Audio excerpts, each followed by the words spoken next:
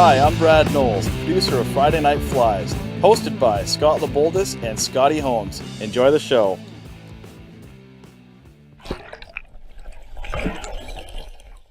Alright everybody, here we are once again. Zach here at Bass Point Tawasin for Friday Night Flies, another rendition for you. This week I got a simple little minnow pattern for you. Like we said last week, the fry are starting to come off in certain spots, and definitely don't want to be leaving home right now without these kind of patterns. The cutthroat and the rainbows and pretty much everything's going to key on these little guys. So this one I'm calling George's Kraft and Krystal Minnow.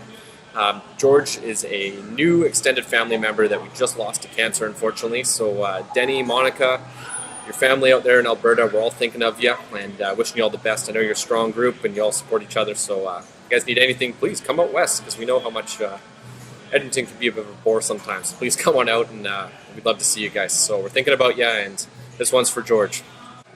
All right, everybody. So there it is, George's Kraft and Krystal Minnow. So like I said, it's getting to that time of year where the fry start coming out of their shells and or eggs, I should say, and start swimming around, and the trout definitely start keying in on this kind of stuff. Jordan and I were fishing up in the Squamish yesterday. Didn't really see any fry kicking about, so they're not quite ready there yet. Brad and the crew and us were fishing out last week, and definitely found some kicking around. We're not going to tell you where, but we did see them. So yeah, so that's my little guy there. I've done a couple different variations. I wish I would have brought him with me. I kind of left him at home. I've done them with different colored Kraft fur on top, as well as different crystal flashes. This is just going to be the olive and white pattern. So let's pop that out of the vise and get going here. So I'm just going to throw a size 8 Tiemco 5262 in the vise, little nymph hook, nice and tiny. These fry aren't very big right now, so this pattern maxes out about 1.5 inches or so.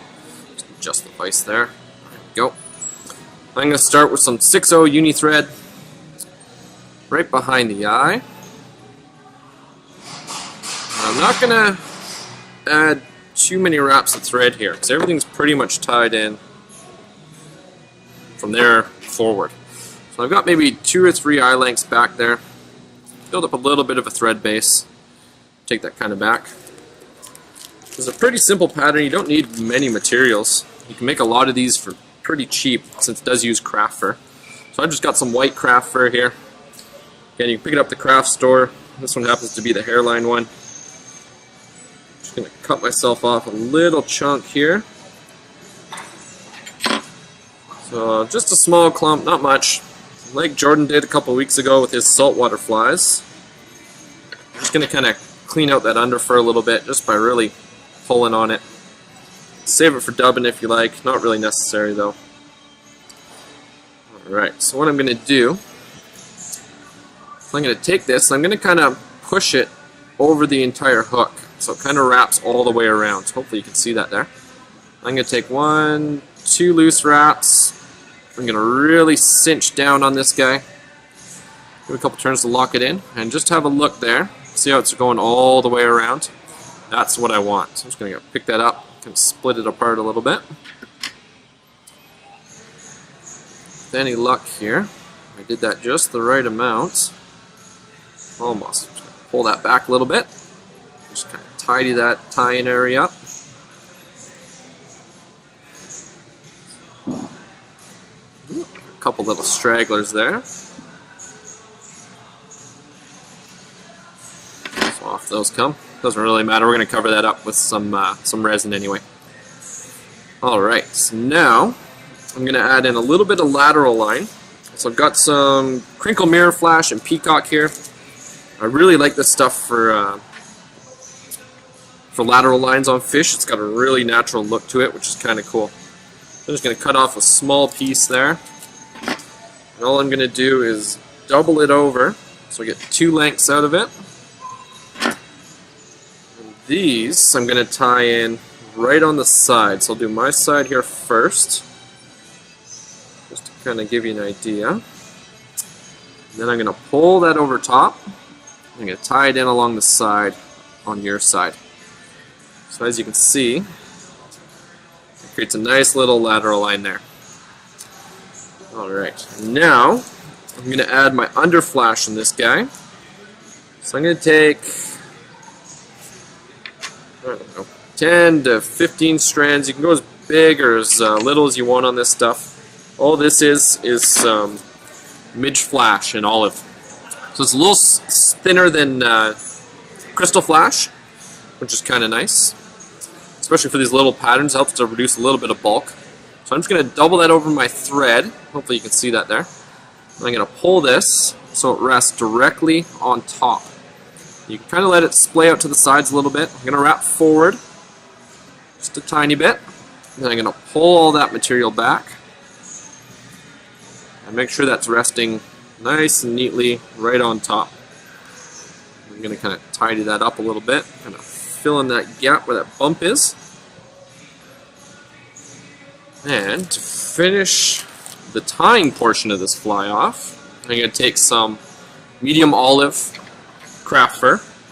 And I was doing this with tan and black and a few different variations. If you check out our Facebook page, there's a couple of the photos on there that I posted. Kind of teased this one earlier this week. And this I'm going to take just a small clump. Don't need much. I'm going to place this directly on top. And I'm just going to cinch that down.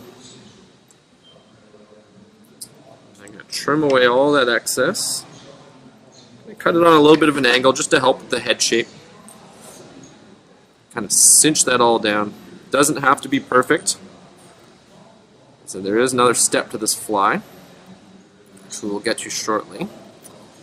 I'm just going to tidy up those ends. It can be a little finicky sometimes. Good pair of scissors really helps. That's probably good enough for my liking. And all I'm going to do now is whip finish. So whip finish that. See, we got a nice big head there. Kind of what we want. I like the red because it kind of imitates the egg sac that the fry will sometimes have, or little gills. What I've got now, I've got some tape eyes in small from Superfly. We all know we like our Superfly over here at Friday Night Flies. They make some awesome gear, or materials I should say.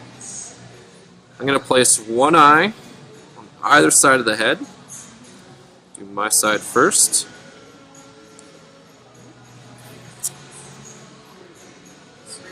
And one more on the other side. Alright, so I'm just going to make sure they're sitting how I want them. So that's kind of about where I want. So a little bit of red in the front, a little bit of red in the back. And as you can see, they're kind of right in the middle. Nice and squared up. So now I'm going to take some UV fly finish here. I'm going to put a small dab on the underside. Just to kind of lock it in.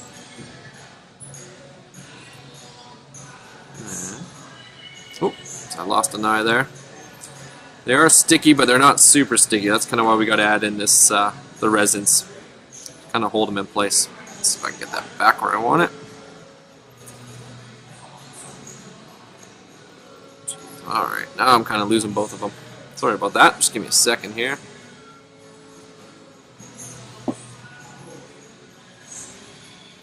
Eyes can be kind of delicate. Alright, I'm going to do this a little bit differently here. If I can get them to sit. Well, it's the beauty of tying live. Nothing ever goes according to plan. Just going to poke that with the scissors so it doesn't stick to my finger. These are really giving me a tough time here. Keep in mind, if you guys want, you can definitely check out our Facebook page. We've got a lot of cool stuff on there. We're always putting up some test flies and stuff like that, and chatting with you guys.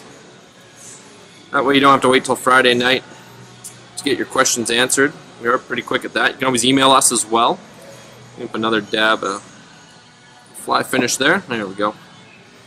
Let that kind of soak in a little bit. I'm going to zap it with the light just to cure that up.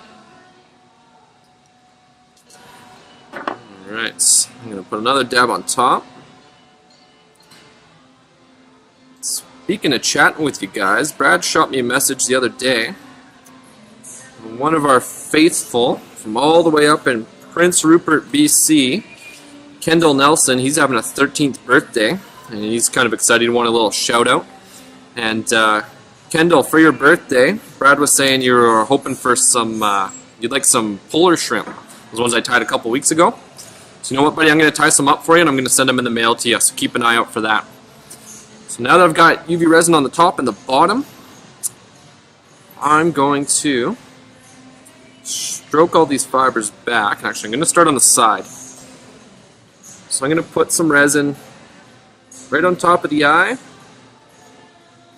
I'm going to put some back onto the body here. And by pulling back all the fibers here, I'm going to start getting that general shape that I want for this fry. I'm going to let that soak in a little bit, and I'm going to zap it. We're going to do this on all 4 sides. So each side. So I'm going to do the same thing again here. Kind of pull it all to the shape I want. Rotate the vise. That's where these rotary vices come in handy. Another dab on top here. And a little bit onto the material. Kind of let that soak in a little bit. I'm going to zap it again. Alright. As we can see, it's starting to hold its shape a little bit. So again, pull back. We're going to go on top this time. And we're going to pull that back. This is kind of the thin viscosity. A little bit easier to work with. It'll seep into your materials.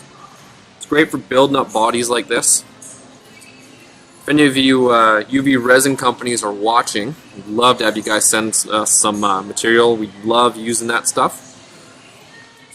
I'm calling you out, Loon, because I'm using it right now. We love your products. It'd be great to get some stuff from you guys we can mess around with. That being said, I know there's a few other companies out there. If you're willing to send some stuff our way, we'll definitely use it. So now we're going to get the underside. Same idea. Stroke all that back. These applicator tips are nice. Make it really easy to work with. Let it seep in. Zap it. Alright, so now we got our general shape for this fly. As you can see, hopefully you can see that there. This underside's got a bit of a droop to it. I don't have quite enough on the top. Bit of a gap. It's kind of bumpy here on the top and bottom. So we're just going to keep filling in all these spots. So I'm going to start on this side. I'm just going to slowly start dabbing it on. Try to get a nice teardrop sort of shape, kind of like that. Cure it before it runs on me. You could definitely switch over to a thick viscosity at this point if you wanted. Find you have a little bit more control with the thin. Again, over the eyes. A little bit by the hook eye there. Try to get that shape somewhat match up. You have to add some more on the other side there. Cure it up. This is what I love about these products. You kind of set it, keep going back and forth. A little bit more on the front of the fly here. Add some on the top. I'm trying to smooth all that out a little bit. Alright, that looks pretty good. Zap it. I think we're going to do 1 or 2 more here. Sorry about the background noise. We are live. You know what? I bought a mic and I tried it and it actually made the audio worse, believe it or not.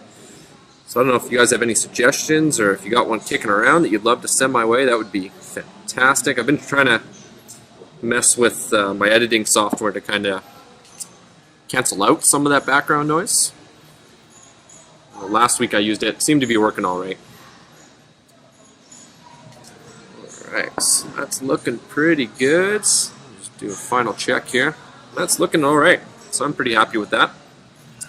Now I don't have it with me, but I would take some Sally Hansen's, hard as nails, and kind of coat the outside body, because it is tacky right now, and it'll pick up any dirt and stuff like that. So I find if you coat it a couple times with the Sally Hansen's, it's very thin, it's going to cure rock solid, and that way it makes them a little more durable, and they're going to not be as tacky, like I said. So now I'm going to take all the materials, I'm going to pull them back, insert my scissors at an angle, pretty extreme one at that. I'm going to taper that body. And that's going to be our finished fly right there. So in length it's going to be about 1.5 inches at the most. So anywhere around there. Definitely have a look in your rivers right now and see what color they are, and definitely tie some up to match. So that's George's Kraft and Krystal Minnow. Hope you guys enjoyed that. Let's head on up and sign out. Alright guys, there you have it, George's Kraft and Krystal Minnow. Pretty cool little pattern. Like I said, time up a couple different colors, go to the craft store and pick up some craft fur. That stuff's pretty versatile material. It's pretty easy to use. It's cheap, which is awesome, especially with the cutties. They're going to destroy these flies when they start showing up. It's definitely gets them going. So yeah, thanks for tuning in this week. I know Scott's out in Barbados. Lucky guy. He's enjoying some saltwater fishing. I know he was tying up some of Jordan's saltwater flies and giving them a go, and we'll get some feedback from him when he gets back if Jordan actually knows what he's talking about. I'm pretty sure he does, but he's yeah, hopefully he's having some fun out there. So yeah, we'll see you guys next week, and check out our website if you don't get to check this out live, and leave us some comments on our Facebook page, shoot us some emails. Any questions you got, we're all ears and we'd love to hear from you guys. All right, see you guys next week.